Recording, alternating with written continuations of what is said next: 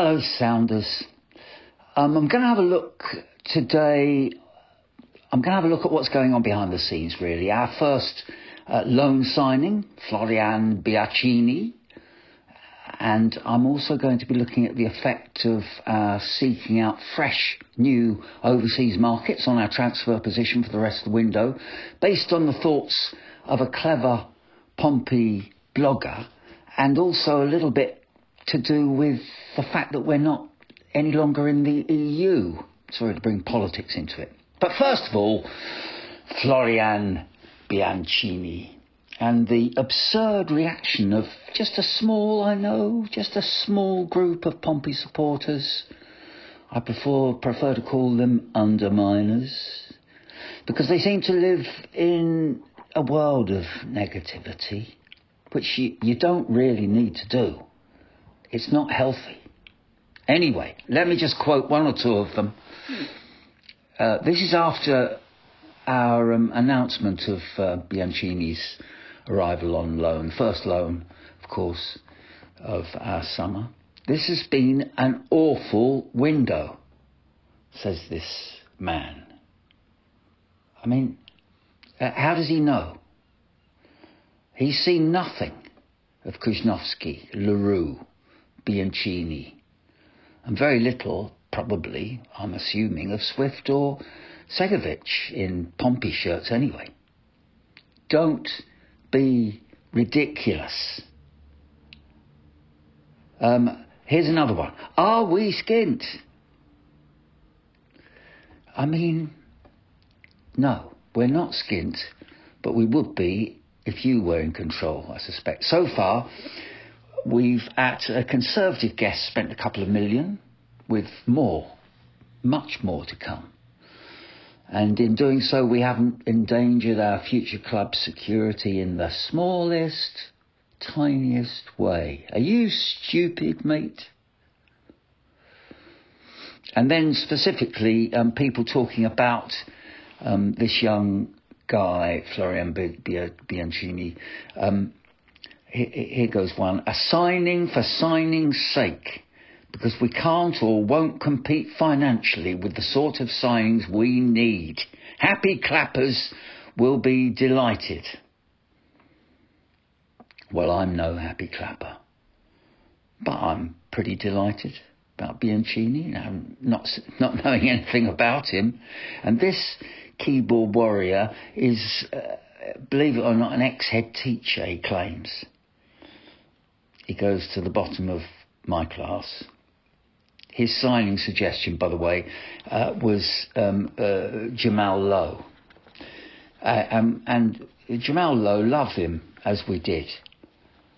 But really, Sounders, he's not one for this future of ours, is he? Here's another bloke who shouldn't be let loose on the keyboards. We let go a permanent to sign a loan. Well, no, we didn't.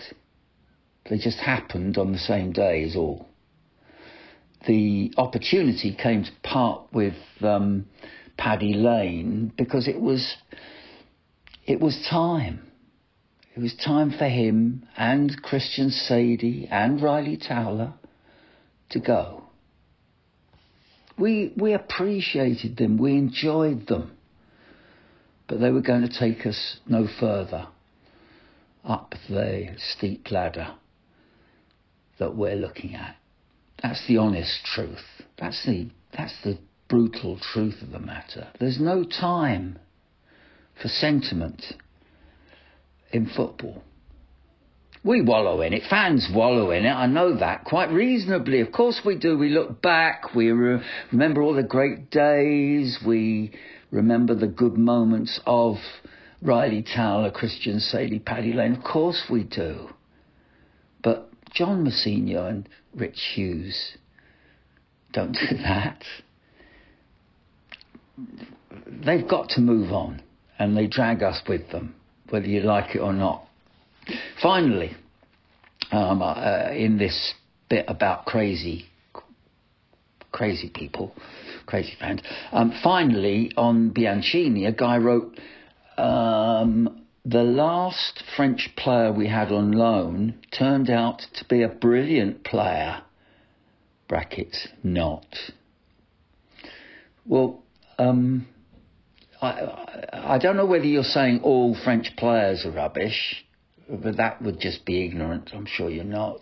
Anyway, you refer to Adil or Sheesh, and I object to that strongly, Sounders, because I liked him. I know it didn't quite work out. I know that there were people who didn't see the point of him. I thought he had a lot of promise and skill, and I liked him. He didn't quite make it at Fratton, but he wasn't a bad player.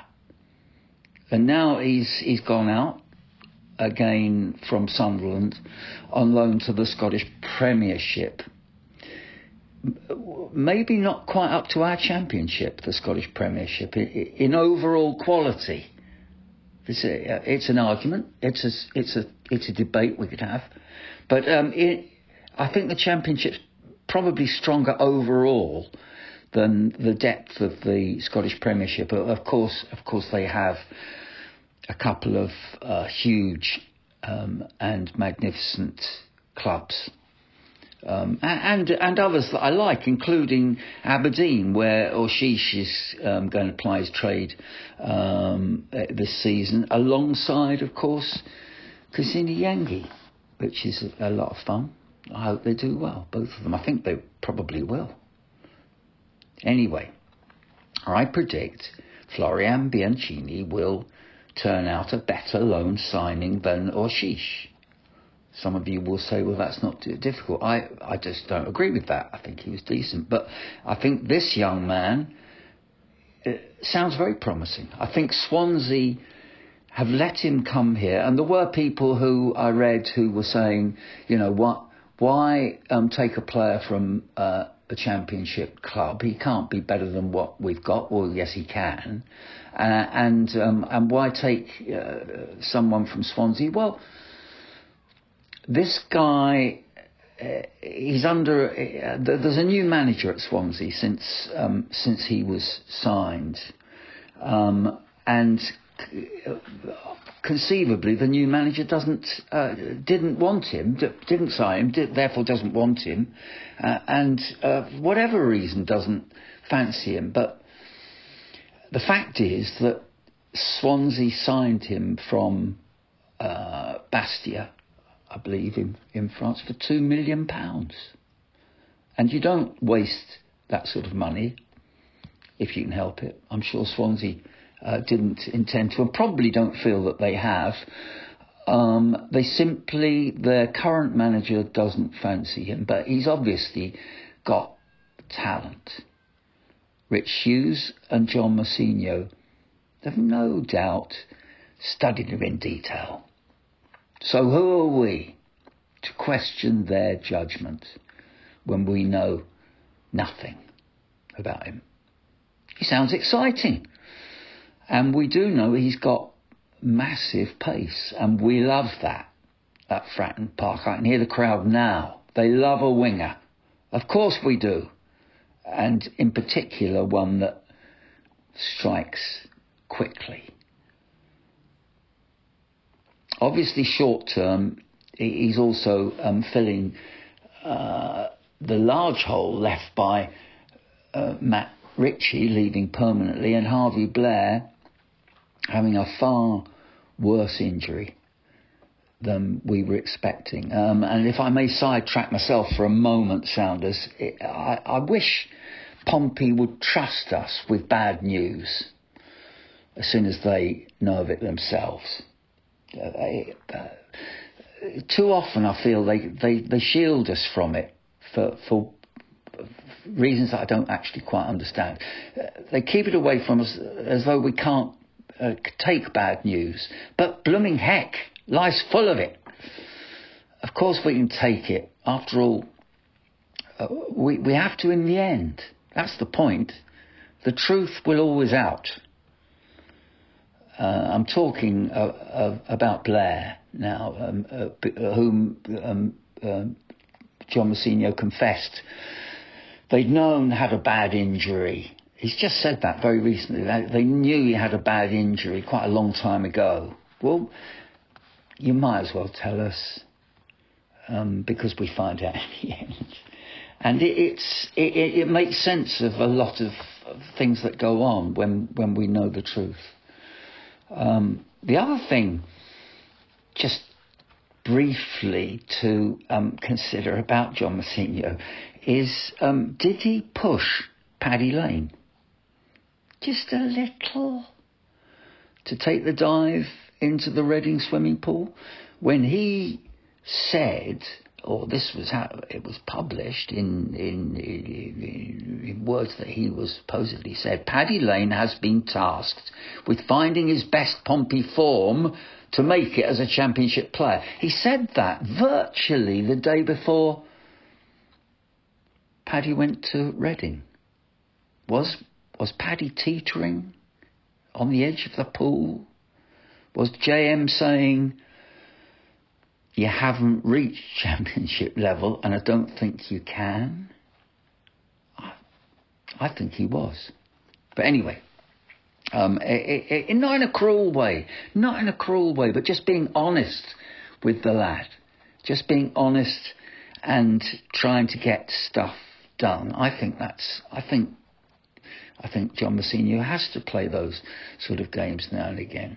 And I say all this in the knowledge that, and a lot of you love Paddy Lane, and I admit that he may come back to Fratton Park as a Reading player in the Championship next season, 2026.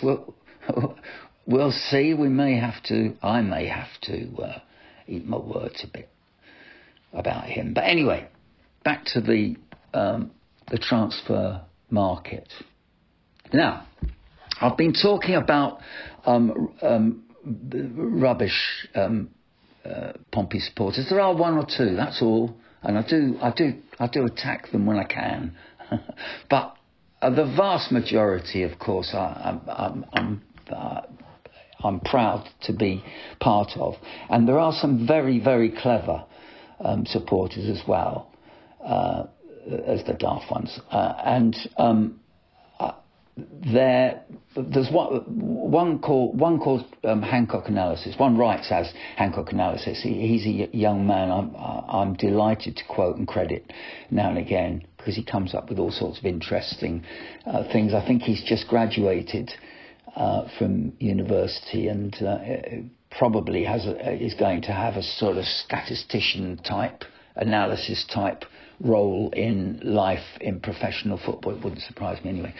He's terrific. I've found another one called Josh Clements, I think is his full name, or part of his full, or there may be more names, I don't know. Josh Clements. He's taken the trouble to explain the country's work permit rules, and now that we're not in the EU, as they affect professional football recruitment with regard specifically to his and our club, Pompey. It's really important to understand these rules because they control Pompey's recruitment ambitions. And the thing is that we have announced, haven't we, that our policy, our new policy is to look a bit further afield. We don't feel that the value in the UK in the football market is a terrific one. There aren't many bargains to be had, is what I'm trying to say. Whereas conceivably there are outside of the UK, and we've been looking at international markets really successfully in the last couple of years, and the results are all around us now in our playing staff. And many of you will know that in order to work in the UK, you need either a British passport or a work permit. And work permits are allocated on a points-based system, which Josh assures me, and therefore now you, is highly complicated in its grading and its weighting, which I'm sure it is. But fundamentally, full status for a work permit requires 15 points. And these points are allocated in an incredibly complicated way, and of course differently for every profession, every work job that you might be looking for in the UK. I couldn't find in his writings how many footballers holding full status work permits are allowed per club. Indeed, whether there's a limit at all, but I suspect there may be in the current climate. But as far as I could gather, 5 of our players without British passports do not have that full status to operate here, i.e. 15 points. And therefore, they're part of a sort of less qualified group called players of, capital letters, elite significant contribution. Bear with me, Sounders, please. Bear with me. They can also join the championship, but clubs are only allowed 4 of these players, these elite significant contribution players who don't have full status. We are allowed 4. We now have 5 after the latest run of signings. So we've got Segovic, Matthews, Koznovsky, Leroux, and now Bianchini, which means one of them won't be able to play until the end of this transfer window on September the 1st, which is a sort of boundary point as part of the criteria for full status work permits. So on September the 1st, Hayden Matthews will gain that full status because he'll have been with us for a year, and that gives him another point or something. I don't know the detail.